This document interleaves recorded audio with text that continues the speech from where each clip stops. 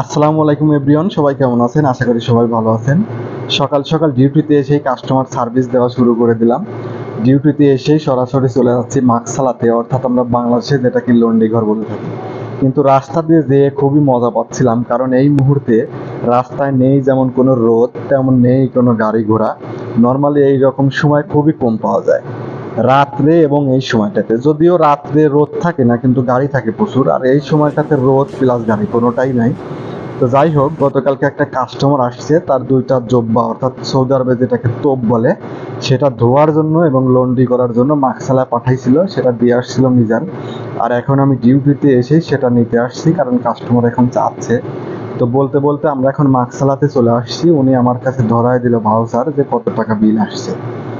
তো এটা নেওয়ার জন্য আমি একটু অপেক্ষা করতেছিলাম। উনি মালটা প্যাকেট করতেছিল আর আমি একটু ভিডিও করতেছিলাম। ভিডিওতে যে মেশিনটা দেখা যায়, এটা মূলত কাপড় শুকানোর মেশিন, আর ভিতরে একটা মেশিন আছে, সেটা হলো কাপড় ধোয়, যেটাকে ওয়াশিং মেশিন বলে। আপনারা অনেকেই হয়তো বা দেখে থাকবেন। তো মালটা নিয়ে আমি সরাসরি হোটেলে চলে আসছি অলরেডি, লিফটের মধ্যে। তো এখন ওনার রুমে আমি দিতে যাচ্ছি। তো এখানে মোট দুইটা তোপ ছিল, দুইটা তোপ লন্ড্রি শেষ করে আমি লিফটের মধ্যে আসছিলাম, একটু ফটো সেশন করতেছিলাম লিফটের মধ্যে। তো এখন ওনার রুমের সামনে অপেক্ষা করতেছি, কিন্তু রুম খুলতেছে না অনেক সময় ধরে। রুম না খোলার জন্য আমি এখন দরজার সামনে ঝুলায় রেখে যাব, আর রিসিপশনে বলে দেবো যে ওনার রুমের সামনে আমি রেখে আসছি, উনি রুম খুলে নেই।